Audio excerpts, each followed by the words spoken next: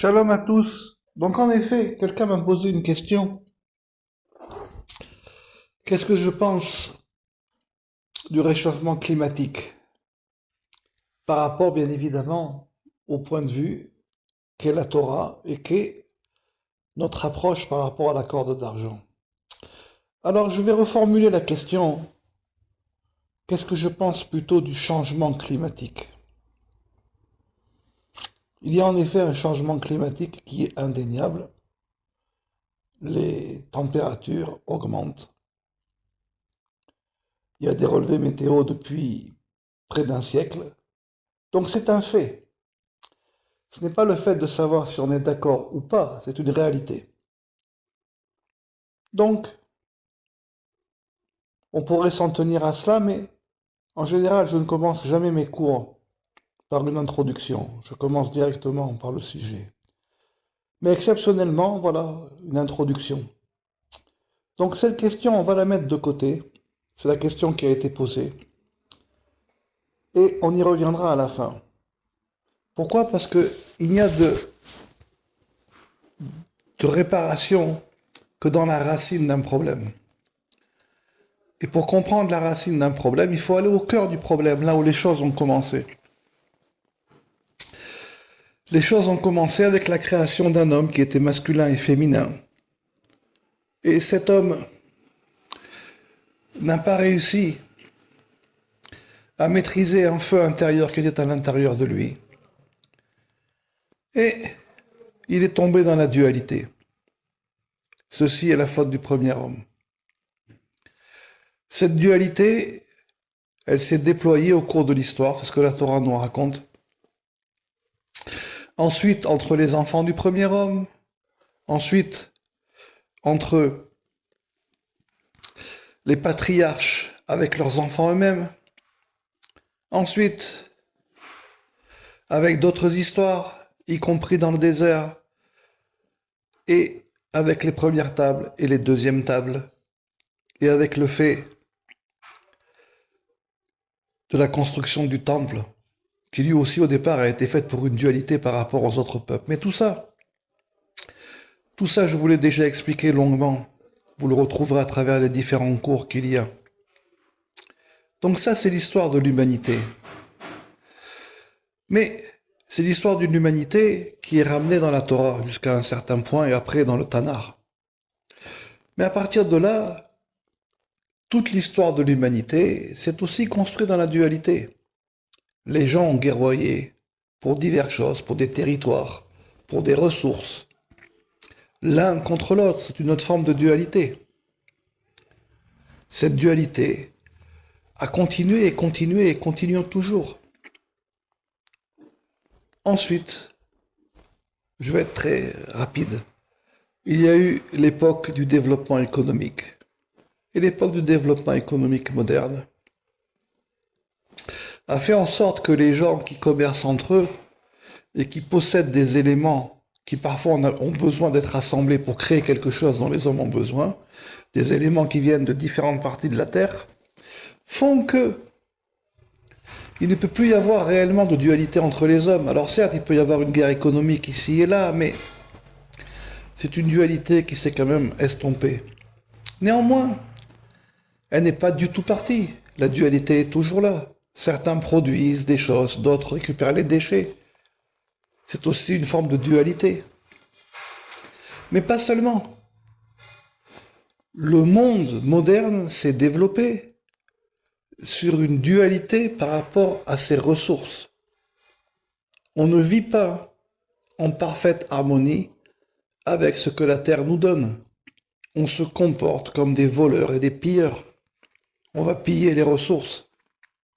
On n'attend pas que la Terre nous produise des ressources nouvelles à chaque saison ou à chaque jour. Et que l'on vive en harmonie avec ces ressources, pas du tout. On se comporte aussi en dualité avec les ressources. On utilise toutes les ressources fossiles et minières possibles. On détruit tout ce qu'il y a sur cette terre pour accéder à ces ressources fossiles. Et peu importe. On sait très bien qu'une fois qu'on les aura épuisées, il n'y en aura plus. Ce n'est pas une nouveauté dès le départ. Mais c'est la continuation de la dualité. On se comporte aussi sur cela en dualité. Et donc, comme on s'en comporte en dualité, qu'est-ce qu'il se passe? Quand le premier homme n'a pas réussi à maîtriser son feu intérieur, devant l'arbre de la connaissance du bien et du mal, qui est la dualité, est venu un serpent, un animal qui se nourrit justement de feu extérieur. Donc ici, la notion du changement climatique est donc réellement une conséquence de la dualité, à savoir un feu, les températures augmentent. À la question de savoir est-ce que c'est du fait direct ou indirect de la main de l'homme ou de la pollution de l'homme, cela m'importe peu. C'est du fait direct du comportement humain qu'il fait de plus en plus chaud et qu'il est difficile par certains endroits de la planète d'y respirer et d'y vivre. Vous savez que les plantes, au-delà de maximum, grand maximum 30 degrés sous le soleil, elles ne peuvent plus croître. Ce qui veut dire que la température à l'ombre ne devrait jamais dépasser les 26 degrés maximum. Donc ce changement climatique, qui pour la plupart est un feu, c'est un réchauffement, est la conséquence d'une dualité. Quand l'humanité aura pris conscience qu'elle doit se comporter autre que la dualité, alors à ce moment-là, le feu retournera à sa place, naturellement. Vous savez, il y a marqué dans la Torah au tout début, dans la création du monde, que Dieu a créé l'homme à son image, B'Tselem, ça on l'a vu dans le cours précédent. Il a dit à l'homme, pour Urbu, croissez et multipliez et remplissez la terre, dominez-la et descendez, et ainsi de suite. Et immédiatement après, il dit, voilà, je vous donne tout cela pour nourriture. Ce qui veut dire que la notion de croître et de remplir, et même de dominer la terre, ne fonctionne qu'à partir du moment où c'est en parfaite harmonie avec ceux avec lesquels on vit. On ne peut pas se croître et se multiplier en dualité uniquement pour remplir un territoire. C'est la raison pour laquelle ce passage est lié immédiatement après avec la nourriture de la terre. On peut plier une partie de la création, on peut la dominer, c'est nécessaire pour notre vie. On doit se multiplier, mais attention, dans une harmonie globale et complète. Cette terre n'est pas faite pour recevoir plus d'1 milliard d'individus. Pas pour plus d'1 milliard d'individus, certainement pas pour 9. Ça fait partie des prophéties qui sont marquées qu'à la fin des temps, les 2 tiers de l'humanité disparaîtront et que même le tiers qui restera devrait être épuré, comme on épure l'or dans un creuset. Et ceux qui resteront, alors à ce moment-là, ceux-là seront réellement le peuple d'Hachem. Donc vous voyez que cela ne dépend pas non plus de la venue du libérateur, parce que du Mashiach, parce que même après, le travail doit continuer.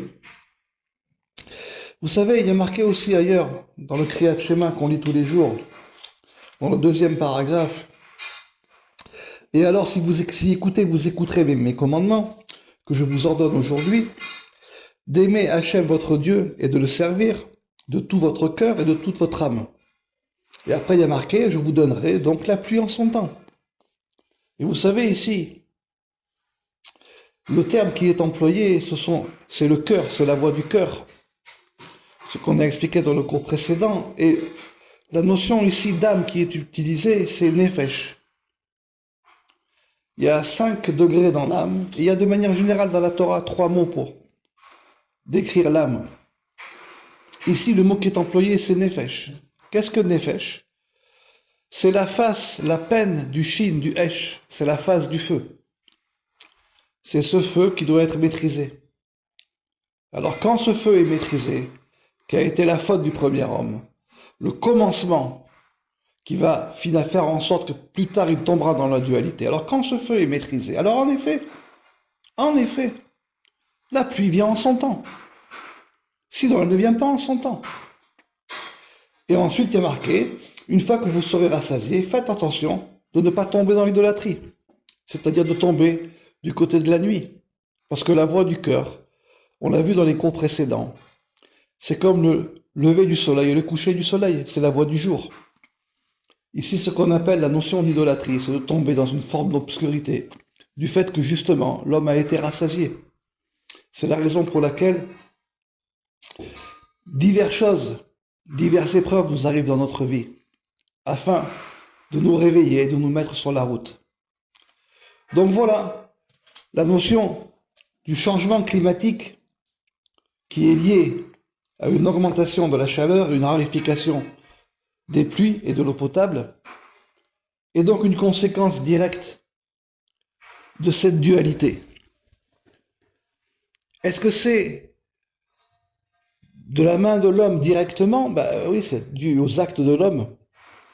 C'est dû aux actes de l'homme. Lorsque on se comportera différemment, lorsqu'on aura quitté toute forme de dualité, lorsque notre système de vie et d'économie sera basé sur un renouvellement comme la nature de ce qu'elle nous donne quotidiennement et par saison, et que on croira et on se multipliera et on dominera la nature dans le sens où elle peut toujours nous nourrir et pas dans le sens de la détruire, alors à ce moment-là, on accomplira ce qui est marqué.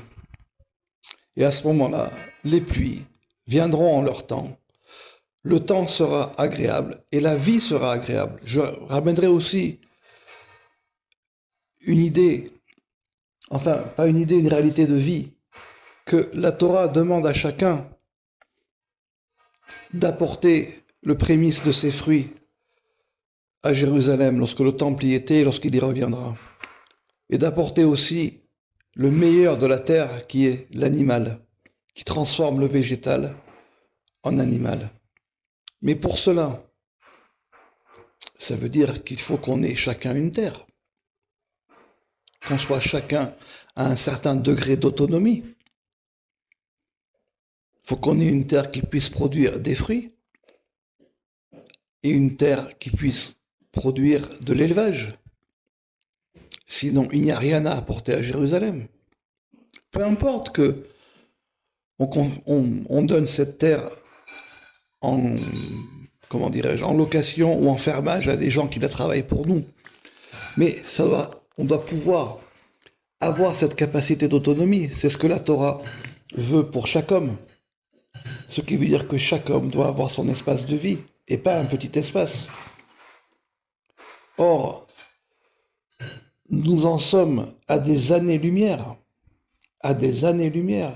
Est-ce que vous savez l'espace nécessaire pour pouvoir élever un bœuf ou des bœufs, pour pouvoir élever des animaux, des ovins? Est-ce que vous savez l'espace nécessaire et le climat nécessaire pour que l'on puisse avoir des fruits, pour que l'on puisse avoir du blé? Est-ce que vous y avez seulement pensé? Est-ce que vous savez la météo, le climat nécessaire pour que cela puisse se développer au Moyen-Orient? C'est certainement pas avec le climat d'aujourd'hui. Certainement pas. Je rappellerai à tous que la malédiction de la Torah qui est marquée 2 fois dans les 2 sens, que votre terre sera d'airain et votre ciel de feu ou de cuivre, elle est marquée dans les 2 sens. Et Rachid dit qu'il sera difficile d'y vivre parce qu'il y fera trop chaud. Alors bien évidemment, on peut contrer ça par une autre forme de dualité, la dualité technologique.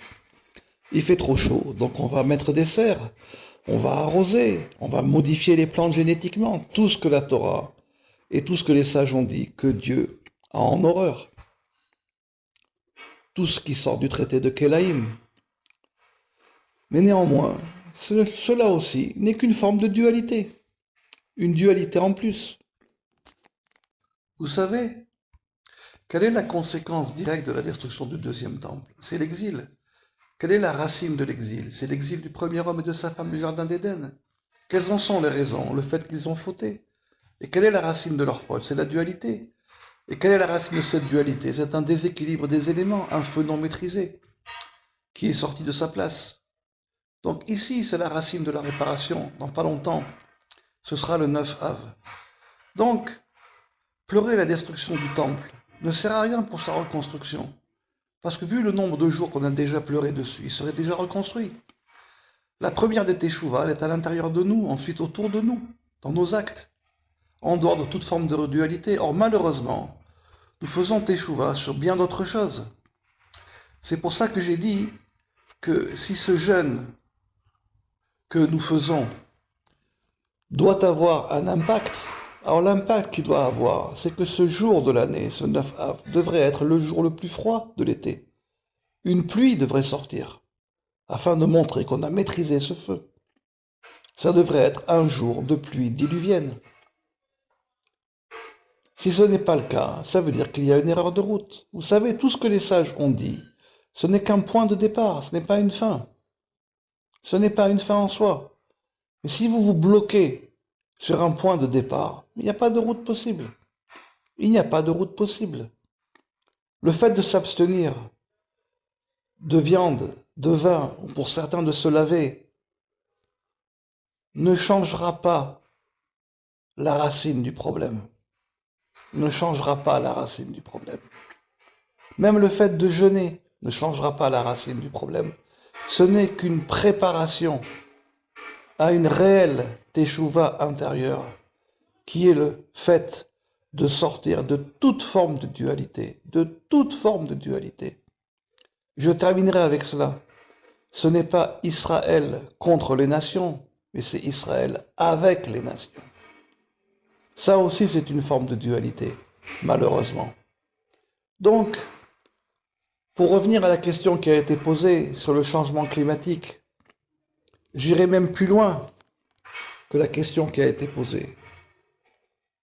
Comme on vient de l'expliquer, cela est dû à une autre forme de dualité. Et la dualité, lorsque l'homme n'a pas maîtrisé son feu, il y a un feu qui est venu vers lui, celui du serpent. Comment cela s'est-il terminé? Vous connaissez l'histoire. Il a pris une autre route. Et donc, cette route, une limite a été mise. Si une limite n'avait pas été mise, la destruction serait sans fin. Donc il y a un moment où cette destruction, dans le sens d'erreur de route, doit s'arrêter. Elle doit s'arrêter par un stop. Quand vous arrêtez une voiture, si elle roule trop vite, alors vous savez très bien que ce sera un choc violent et un accident. Si elle s'arrête d'elle-même, alors il n'y aura pas d'accident ou très peu de dommages. C'est la raison sur laquelle, dans les paroles des sages, qui sont toutes liées à la venue du libérateur et donc à cette fin de ce cycle, vous avez différents aspects. Vous avez des aspects en fonction de situations. Voilà pourquoi vous pourrez trouver des enseignements contraires. Et si vous me posez la question, quelle route prend l'humanité? Ben, la réponse, elle est évidente. Elle est évidente puisque les températures augmentent. Donc, il semble que ce soit la prophétie de Zacharie, et c'est même une évidence, qui devrait se réaliser. C'est-à-dire, les 2 tiers à disparaître. 2 tiers, c'est bien évidemment la dualité. Et même le tiers qui restera sera encore à épurer pour accéder à autre chose que la dualité. Combien de temps cela prendra? Je les ai expliqués. Plus de 1000 ans après la venue du libérateur. Plus de 1000 ans. Néanmoins, demain, si on dit demain, c'est un jour qui ne viendra jamais. Donc demain, c'est aujourd'hui. Puisque de toutes les façons, le fait de la venue du libérateur n'est finalement que le mascaré, le retour de la marée, mais ce n'est pas en soi une stabilité de l'eau. Alors pourquoi attendre? Puisque finalement, même ce tiers qui va rester sera encore épuré. Pourquoi attendre? Cela ne dépend en rien de la venue du libérateur, en rien. Pourquoi attendre? Pourquoi attendre? Demain, c'est aujourd'hui.